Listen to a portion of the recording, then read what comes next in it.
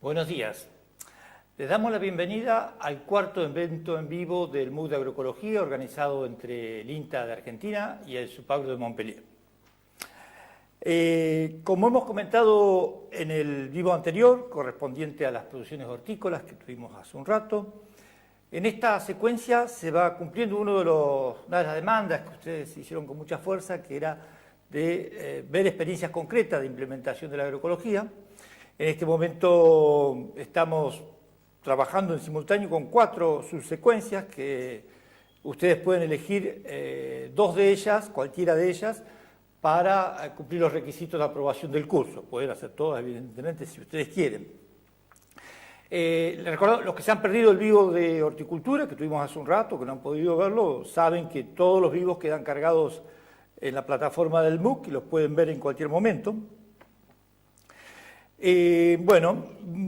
Nuevamente las actividades en esta semana han sido muy intensas, con muchos debates, intercambios, y vemos que cada uno de ustedes también va a distintos ritmos. Hay gente que lo lleva al día, que va con toda la implementación semana a semana, y hay otros que a lo mejor están todavía por la secuencia 1, porque por sus dificultades no han podido. Eso no es un problema, ustedes pueden seguirlo a su ritmo. Nosotros los profesores vamos siguiendo también, y los colaboradores, la participación de ustedes en los foros anteriores, y si hay necesidad de hacer alguna aclaración se la vamos a hacer. También recordarles que las cuestiones técnicas, las dificultades que se les pueden presentar, para eso está el foro de organización y soporte, al que pueden recurrir y que ya van a encontrar muchas respuestas dadas en ese foro. Y también en la sesión de preguntas frecuentes se han sintetizado las cuestiones más recurrentes para facilitarles a ustedes encontrar allí las respuestas a las dificultades que puedan tener en la parte técnica de seguimiento del MOOC. Hubo muchos comentarios que a algunos les están llevando más de 4 horas, o en general puede llevar más de 4 horas que habíamos dicho. Lo vamos a tener en cuenta para las próximas implementaciones, ya sea de ajustar contenidos o clarificar, que puede llegar a 6 horas a lo mejor.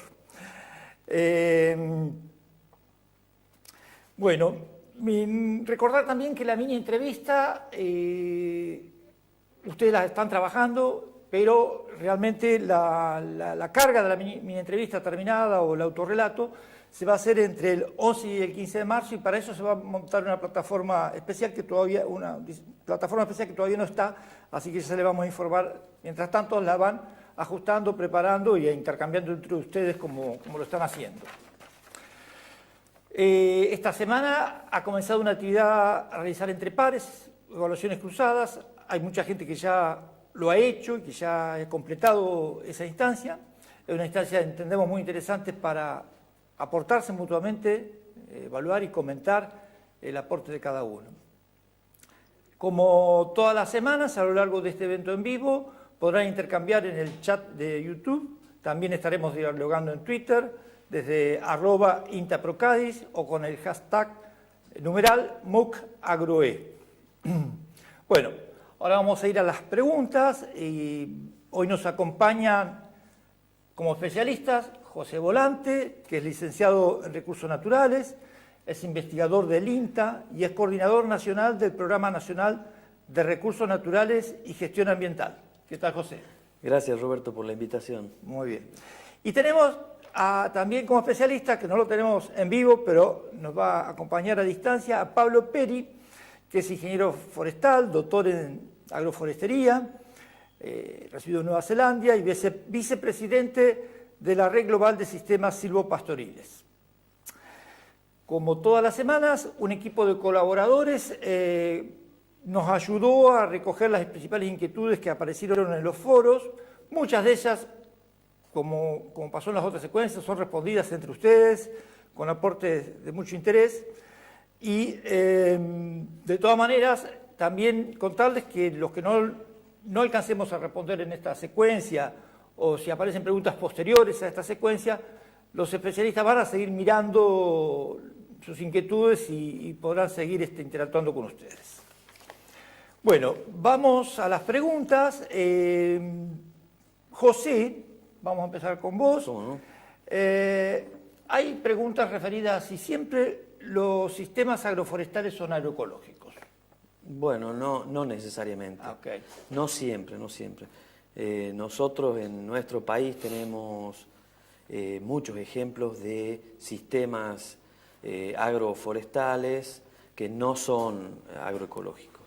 Ese es el caso de la región del norte del país, en donde hay sistemas que se denominan silvopastoriles, donde se combinan una cubierta de árboles, de bosque nativo generalmente, con pasturas implantadas, exóticas, megatérmicas, pero bueno, no cumple con las condiciones. Y la pregunta es ¿por qué?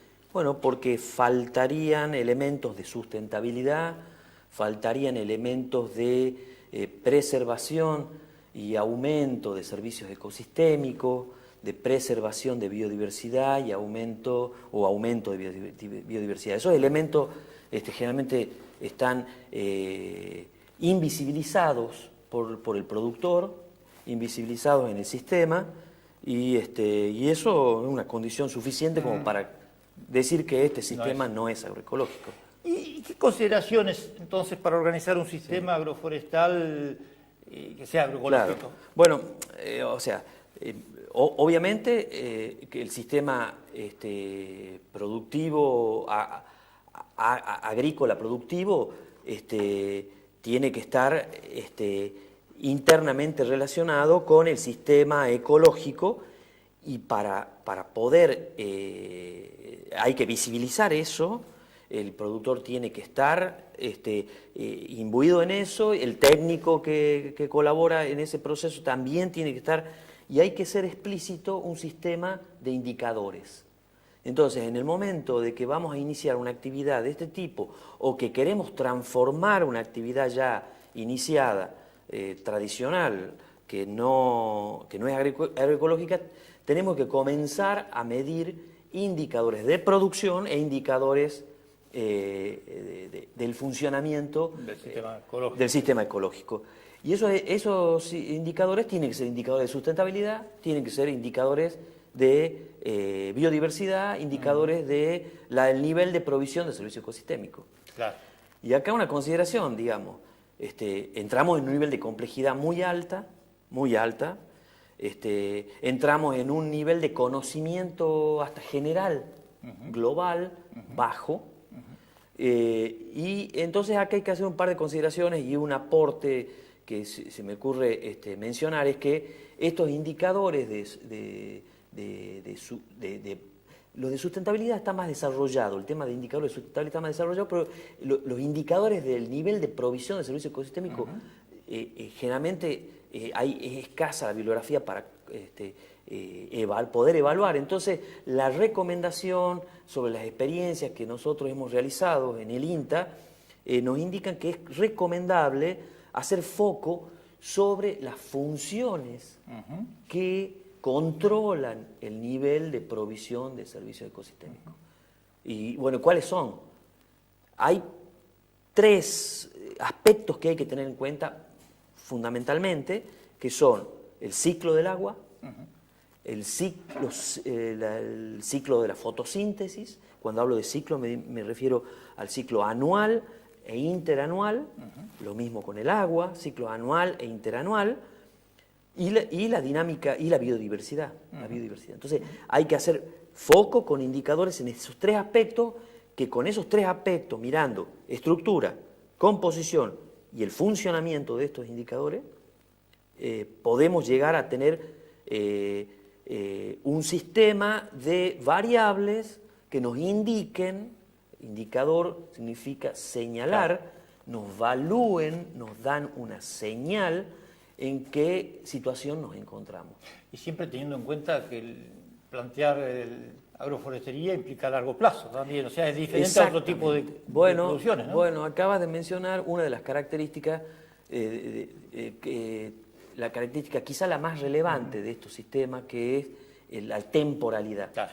Son sistemas en donde el estrato forestal nos impone, por definición, ciclos de... Diseños de largo plazo. Diseños de largo plazo. Y esos diseños de largo plazo hacen que nosotros perdamos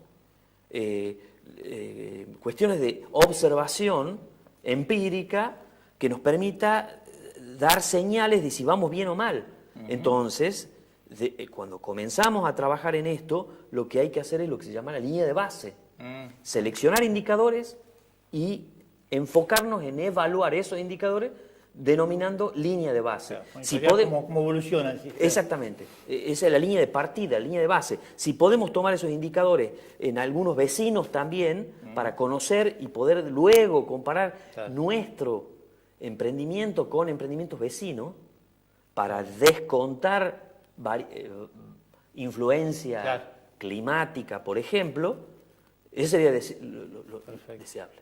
Entonces, la dinámica de esos indicadores, las tendencias de esos indicadores son los que nos van a dar a nosotros la pauta de si estamos haciendo las cosas de manera correcta, si vamos en el camino que deseamos o no.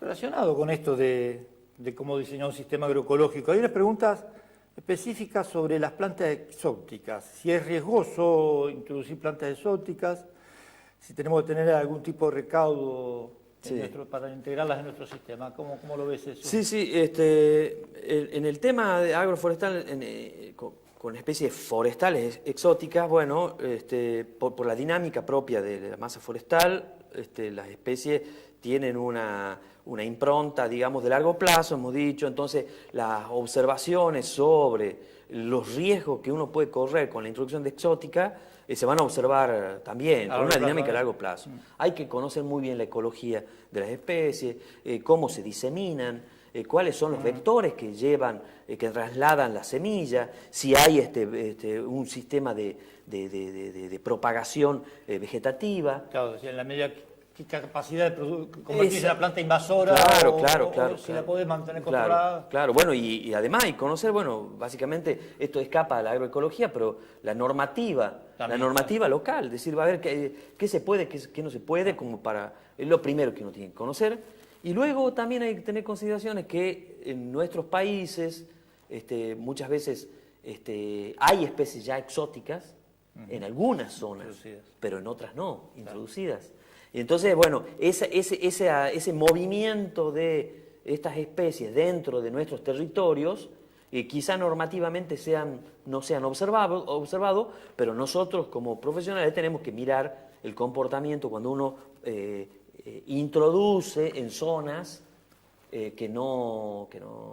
O sea, tu síntesis sería de que no es imposible introducir, pero que hay que ser muy cauto, con mucha precaución y estudiando el impacto posible. Totalmente, y ahí vamos en línea con los indicadores, porque dentro de los indicadores hay que tener indicadores de la regeneración. Son claramente indicadores de sustentabilidad, saber cómo esta masa forestal se está regenerando, saber si podemos tener nuevas reclutas a nuestra masa forestal con el tiempo, que nos garanticen reemplazar plantas enfermas, plantas viejas. Entonces, bueno, la velocidad de ese reclutamiento nos va a indicar, nos va a dar indicación clara de cómo vamos. Así que bueno, hay mucho para... Muy bien. Entiendo que el tiempo no da mucho para expresar. Está bien, pero bueno, se puede seguir profundizando después. Bueno, vamos a incorporar a Pablo en esta secuencia también, y que nos va a hablar Pablo de en qué medida un sistema de producción agroforestal puede ser útil para la preservación del ecosistema bosque. Bueno, otra de las consultas que surgió del intercambio en este curso de agroforestería fue si estos sistemas agroforestales de alguna manera colaboran a preservar o mantener los bosques. Se hacía un poco de referencia a un bosque de Brasil, en la zona de la costa atlántica, pero en realidad los sistemas agroforestales en general y los silvopastoriles en particular, está demostrado que es factible conservar los principales aspectos del bosque practicando agroforestería. En el caso de Argentina, caso particular que abarca todo el país, existe una propuesta política técnica que es manejo de bosque con ganadería integrada, MBGI, que lo que trata de resolver es un problema que teníamos. La mayoría de los bosques nativos de nuestro país, por ejemplo, tiene ganadería. Entonces, respetando que las poblaciones y los productores y los campesinos sigan viviendo y desarrollándose en el ambiente forestal sin sacar los animales, surgió esta propuesta que como primer concepto es haber unido las políticas nacionales de tanto de agricultura de nación como de medio ambiente de nación y enfocarlas en una propuesta técnica. El primer concepto es de sostener no solamente la cobertura forestal, sino los principales servicios ecosistémicos, que son no solamente los servicios de provisión, es decir, los árboles o el bosque nativo nos provee de madera, de frutos, sino también los de regulación, esto de mantener los ciclos del agua, sostener el suelo, que no perdamos suelo, o lo que está relacionado a la biodiversidad, es sostener eso. Y además que la calidad de vida de los habitantes que viven del bosque se mantenga o mejore. Esto derivó en una propuesta técnica que tiene lineamientos. Uno de los lineamientos es la planificación bajo objetivos claros. Esto determina que tengamos una línea de base para la propuesta. Contempla un plan de manejo forestal basado en un inventario en la mayor superficie, el 80 o más del predio con bosque nativo. Se hace un manejo forestal que depende de las especies, cambia los aspectos silviculturales, es decir, el tipo de tratamiento de corta o la intensidad de los raleos, etc. Pero también contempla una área de conservación sin animales y sin intervenciones, un área que al mínimo tiene que ser 10% y puede ser más, que está relacionada a la conservación de la fauna y la biodiversidad.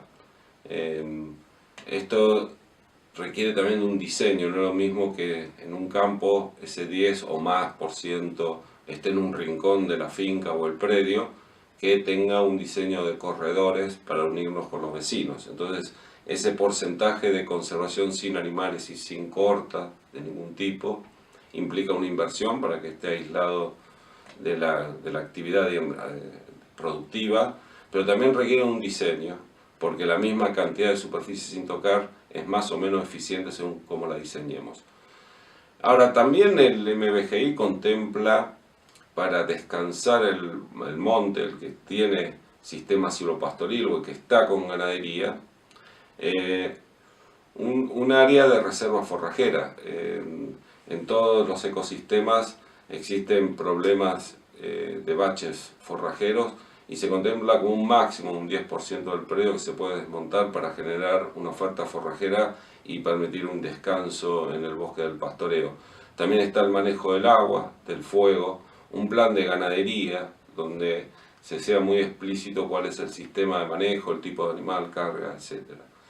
Es decir, y lo principal también un sistema de monitoreo de variables prácticas, fáciles, lo cual nos llevó más de un año de varias instituciones de generar esa propuesta de qué monitorear, porque la plataforma de MBGI es de manejo adaptativo. Quizás no conozcamos todas las respuestas del bosque nativos y sus interacciones, pero tener un preciso sistema de monitoreo consensuado que abarque no solo lo biológico, sino también lo social y económico, en un concepto de manejo adaptativo, lo cual es perfectamente adaptado a lo que es la agroforestería, nos permite prender luces de alarma, replantearnos la propuesta y la planificación de manejo y poder mejorar.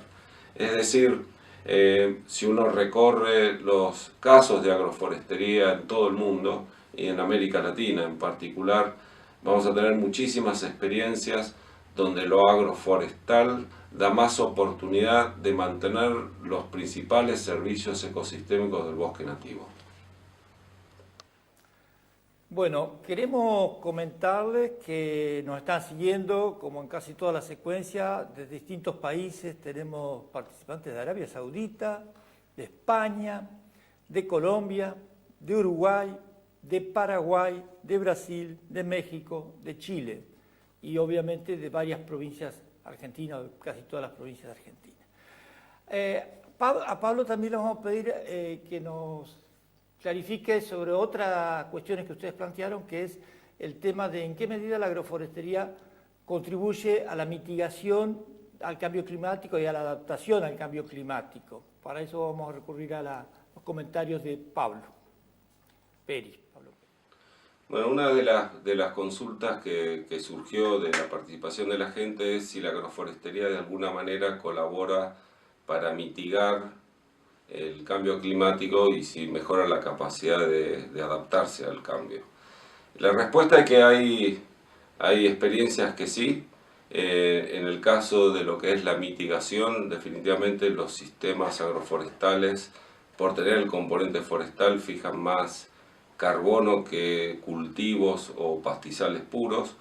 De hecho, en Argentina hemos tenido experiencias de evaluación en el Parque Chaqueño Seco, en bosques de quebracho blanco, comparado con un pastizal, con una deforestación de un pastizal de especies megatérmicas C4, y mientras que el sistema agroforestal estaba fijando 64 toneladas de carbono, 24 lo hacía el cultivo. En Patagonia, donde vivo, los sistemas silvopastoriles, que son sistemas agroforestales con ganadería, cuando lo comparábamos con un desmonte y un pastizal puro, mientras el silvopastoril retiene o tiene un stock de carbono de 120 toneladas de carbono por hectárea, el pastizal puro sin árboles era de 90.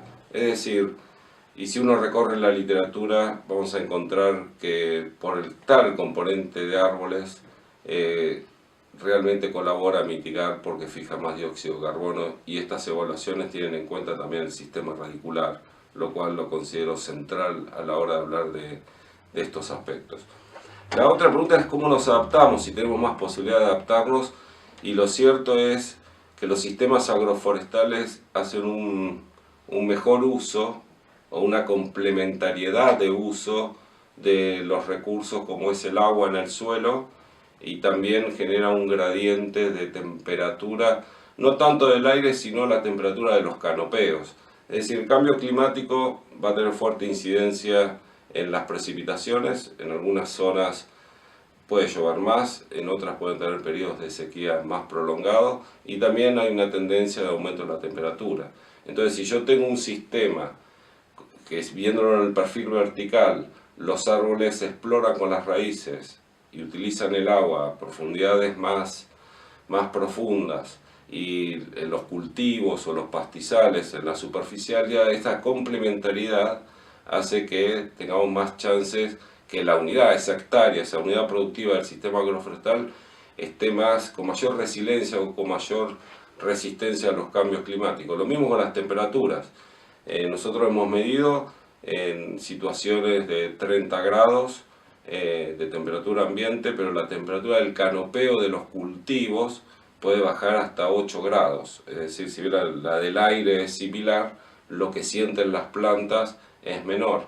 Ese gradiente de temperatura en los sistemas agroforestales también se incorporan animales, como son los sistemas silvopastoriles. También los animales tienen más chance de confort térmico, lo cual termina principalmente en los lugares muy cálidos como el norte de Argentina o el Centroamérica, permite que los animales aumenten o produzcan más leche o carne. Es decir, en síntesis, tanto por la mitigación, colaboramos con lo agroforestal a fijar más dióxido, con muchísimos ejemplos, y también en adaptarnos por la complementariedad de la utilización del agua, del suelo a distintas profundidades de perfil, y generar distintas temperaturas en el canopeo, y además de lo que animales podrían sentir, tenemos más chance de ser productivos ante los eventos de cambio climático. Evidentemente, para cada región necesita un diseño inteligente, no solamente del componente arbóreo, sino del cultivo del pastizal que deseamos para nuestro sistema agroforestal.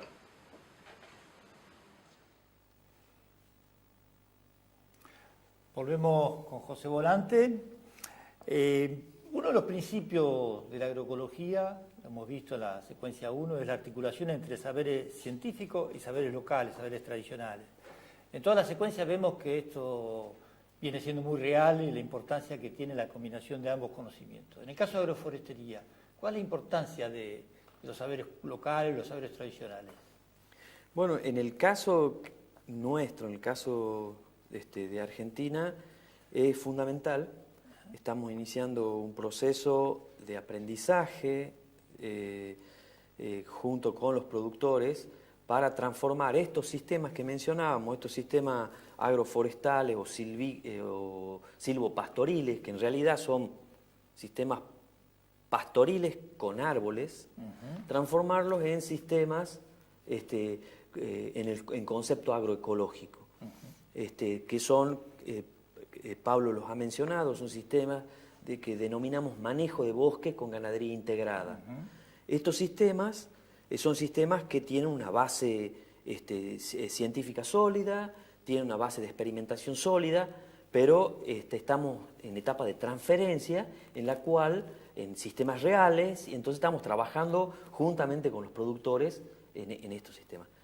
En el caso de campesinos locales, criollos como llamamos nosotros, o puesteros, ha sido muy importante para nosotros porque estamos aprendiendo muchísimo sobre el conocimiento del comportamiento de las especies forestales a lo largo del año. El monte nativo es un monte semicaducifolio y entonces comienza a desfoliarse en la época seca del año, pero en distintas oportunidades, distintos momentos, dependiendo de la composición de ese monte, y eso sirve de alimentación para el ganado vacuno o el ganado caprino. Ese saber es local. Es local. Es de la gente, de la experiencia que tiene la gente. Si uno tiene que además visualizar la reproducción de plantas y de partes de rodales que son de interés para la alimentación, el foco está hecho en esas especies que fructifican en una época del año, tiran sus hojas en una época del año, florecen y inician el proceso vegetativo en distintas épocas. Todos esos saberes del funcionamiento del bosque es absolutamente local. Bien. Y nosotros estamos aprendiendo muchísimo de eso, así que bueno, hacemos una valorización muy fuerte. Comparativamente este proceso también lo hacemos con grandes productores, pero en contraposición, el productor capitalizado de grandes extensiones... No tiene el mismo conocimiento que... No, el conocimiento está basado simplemente en el manejo de las pasturas megatérmicas. Claro. Y con ellos sí podemos interactuar, intercambiar información en pasturas megatérmicas, pero no en los aspectos silvícolas o la combinación de los silvopastoriles. Muy bien. Y hay una pregunta que nos hicieron los participantes, si considerás viable económicamente un programa agroforestal con especies autóctonas, por ejemplo, con algarroba. Sí, bueno, el tema de la algarroba justamente es un ejemplo muy característico, es el producto de las vainas de algarroba, son unas vainas con un contenido proteico y de almidón y fibra muy valioso, tanto para alimentación de ganado vacuno o ganado caprino también, como para alimentación humana. Claro. Es muy importante. Si es viable o no, depende, ya ustedes saben, depende de toda la estructura, desde la comercialización y agregado de valor, que la agroecología podría ser un fuerte aporte a la hora de comercializar, pero hay que mirar toda la cadena productiva, cómo se recolecta, cómo se genera esa harina, en qué partes del año, cómo se hacen los sistemas de conservación, o sea, todo el sistema de recolección, producción, almacenamiento, condiciona grandemente. Claro. Entonces, digamos, para poder dar una respuesta certera, hay que conocer todo el proceso, desde la producción, que nos da un volumen de venta, y a la parte de post cosecha, que vienen, bueno, y el procesamiento y la venta. Hay ejemplos en el norte argentino de venta de productos de harina de algarrobo, alfajores, por ejemplo. Alfajores son, para la gente que no conoce, son como unas masas dulces muy característicos del norte argentino y que tienen un precio y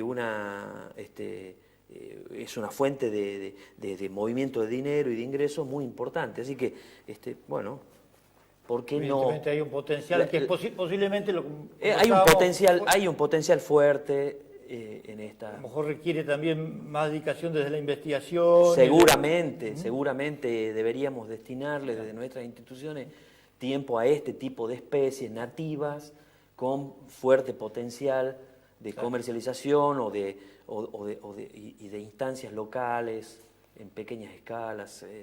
Creo que sería muy interesante. ¿Sí? José, vamos a integrar una pregunta de la gente que nos está siguiendo, de los participantes que nos están siguiendo en el chat.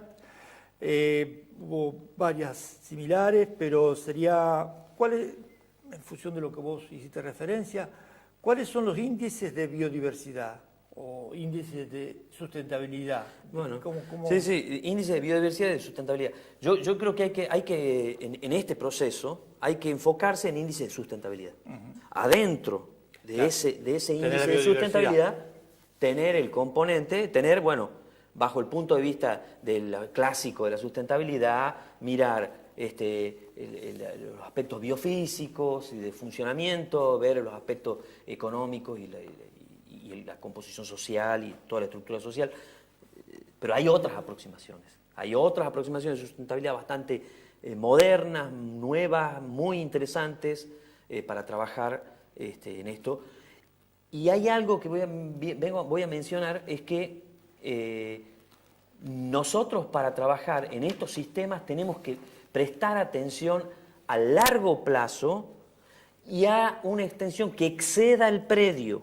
Entonces nuestros índices de sustentabilidad tienen que también mirar, tienen que estar preparados para hacer esas evaluaciones de largo plazo y de paisaje o territorio, que son sinónimos en un coloquio, en una discusión coloquial de INTA. Nosotros llamamos territorio paisaje a un espacio geográfico donde hay gente y hay intercambios de energía, materia, etc. Bueno, estos sistemas agroforestales exceden lo predial mucho más que otros sistemas agroecológicos.